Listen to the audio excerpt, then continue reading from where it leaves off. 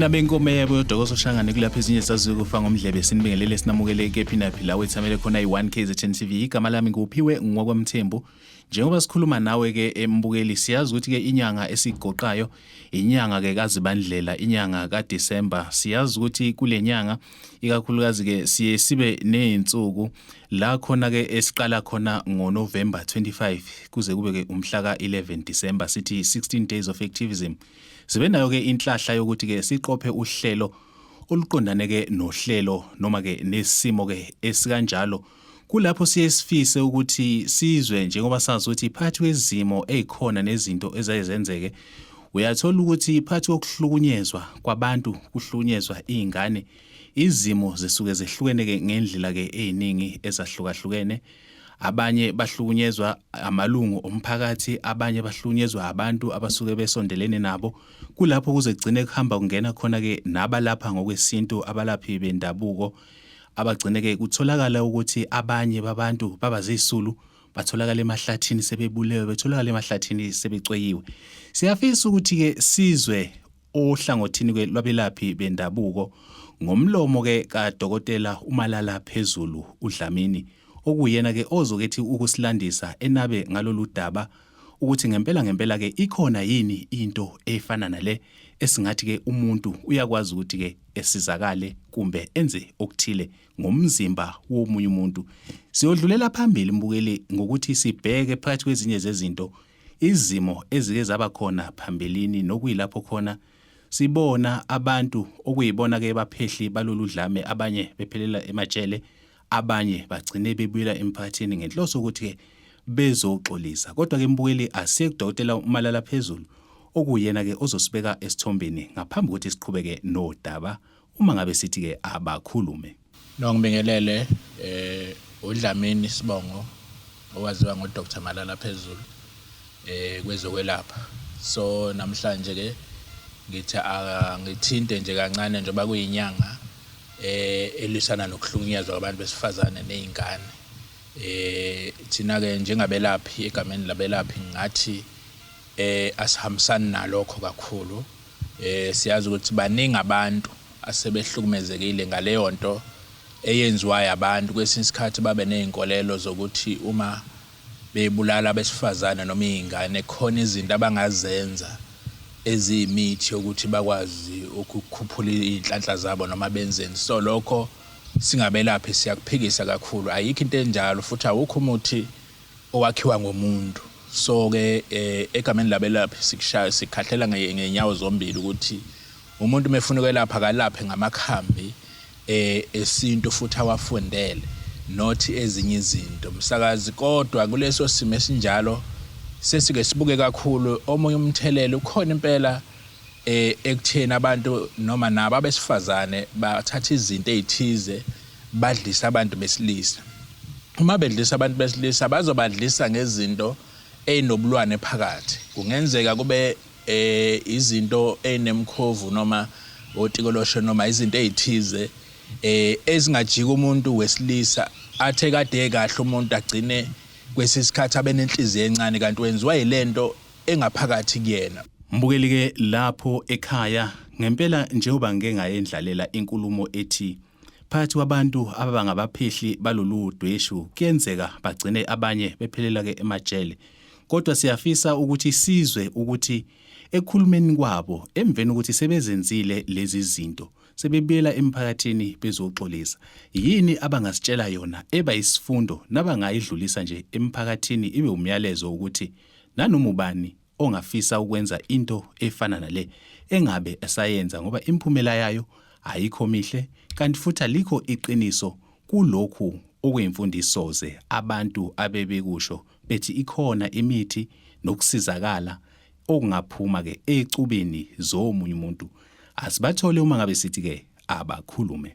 Ngize lapha kathi komhlabalingana ukuzocela enkosini yami nakubo bonke abaphathi bomhlaba uyalingana ukuba ngempela ngikhulile esenzeni swami ngibonile futhi emaphutheni ami engihambe ngadlula kuwona ngizozehlisa kukho konke ukuba ngempela bengemukele endaweni yakamhlaba yalingana kuthi noma isikhungo sokushunyelisa ezimilo zinginikezela ithuba lokuba nami ngiphume kule ndawo engikuyona ngikwazi ukuhlanganyela nomphakathi uma ngabe uthola ukuthi ngizosaba ukusondela phakathi endaba yomshayelengana ngoba anginawo enye indawo zoshona kuyona ingakho ngithi namhlanje ngicela ukuzehlisa kakhulu ngicela uxolo ngoba ngisuka ngaphakathi enhlizweni nami ngoba ngifundile kakhulu emaphutheni nami ngenxa yesenzo sami ngiyathembisa futhi ukuthi kuwo wonke umkhakha wabantu abaliswana nabantu abahlukumeza abantu abaphethe ngelibala elimhlophe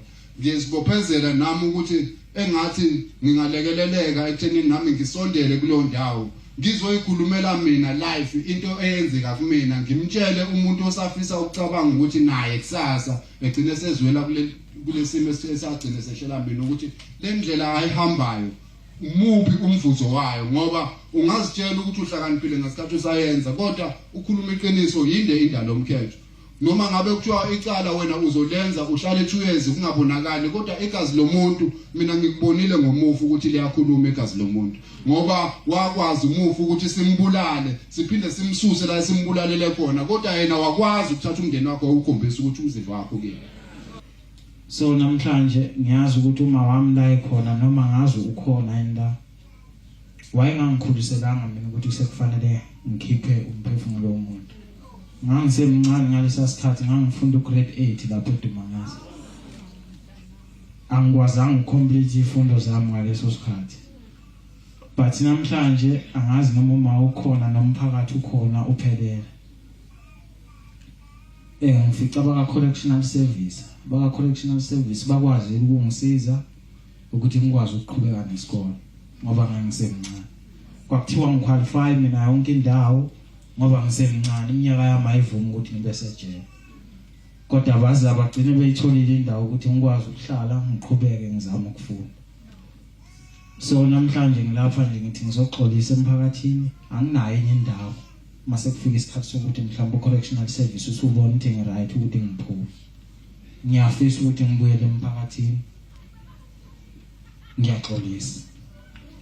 Makukhona futhi ezinye indlela okuqwashisa ngazo abantu besifazane because lento ngeke ngisho ukuthi ibheke kubantu bebalela imhlophe kuphela. Kodwa njengoba ithinta nomuntu wesifazane kusho ukuthi sekuyi-GBV le. So nami ngizimisela ukuthi ngingaqwashisa nanoma yikephi ukubonisa ukuthi ngiyayisola kakhulu ngento engayenza angifiseli futhi omunye umuntu. So nje ngiyaxolisa kakhulu. Ngiyaxolisa nje. Anginalo ukuthi konke lokho engikushoyo suka ngaphakathi enhlizweni yami. Ngiyaxolisa nje. Ngiyabonga. Mphakathi lenkosi nezinduna nabo bonke abakhona abaholi bezinkolo yimi lo engime phambi kwenu nami leli cala elangigwebayo ngiyalazi ke ngofundiswa nangendlela engithema ngiboshwa khona mase ngicabanga ubunzima engabenza engabaqanto engaxoxela nabantwana kuthema ngiseCockstad ngafisa nokuthi mangife ngoba manje isenzo ebengisibheka engasixoxa ngendlela yehaba yokuzwa ukuthi umuntu onebala elimhlophe bathi umuthi kanti lento ngixoxa kubantu amqondo wabo ongaphusile ongase owazi nje ukuthi makwenzeke lokho kuyokwenzeka bese kuba njalo kanti nami mase ngile ejele ngifundiswa yavuleka ingqondo athi lento ayiyona umuthi lento ayiyona isihlahla ngoba sihlahla siumuthi kodwa umuntu akaze abe umuntu hey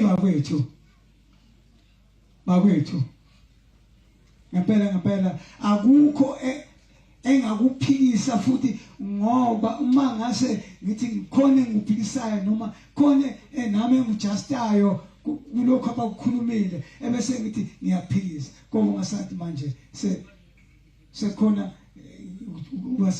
ungabi khona ukungazwani phakathi kwami nabo.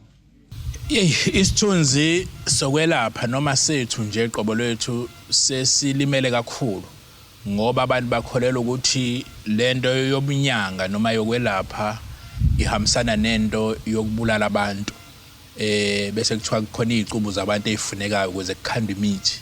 Ayikho into efana naleyo mkhulu leyo nje singasho ukuthi yobuganga noma yobuthakathi ngoba ayikho into enhle ongayenza ngokuthi kususa umphefumulo womuntu.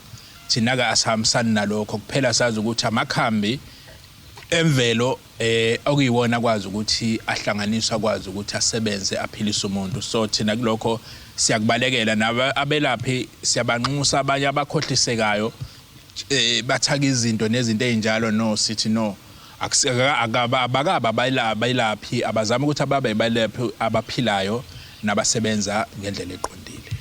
Kulesikhathi samanje ngingasho ukuthi izinselele esibhekene nazo ingoba sesiphila nabantu abaningi nakhona la izweni lethu kokunye sithatha izinto ezinye ezangaphandle sibuye siyisebenzisa la lezo zinto zinabo ubungozi. Uthola ukuthi makufika abantu omunye uyafika nje athi no ngifuna into ethize asho into owaziyo ukuthi yenziwa abantu bangaphandle futhi bayenze ngokuganga. Thina ke esingabelaphi asihambisani nalokho sike sithi kulesi sikhathi samanje umuntu mefuna usiza simsize ngendlela eqondile esazi ukuthi ayizulimaza isithunzi sethu njengabelaphi kuba ukuthi siphilisa abantu. So ngizama ukusho izinselelo ezikhona ngoba sesisebenza nabantu abaningi abafuna ukuganga ngathi. So mina ke ngumalala phezulu noma egameni lakho kwelapha ngithi no asamsani nokuganga thina sifuna ukwelapha abantu baphile ngendlela efanele.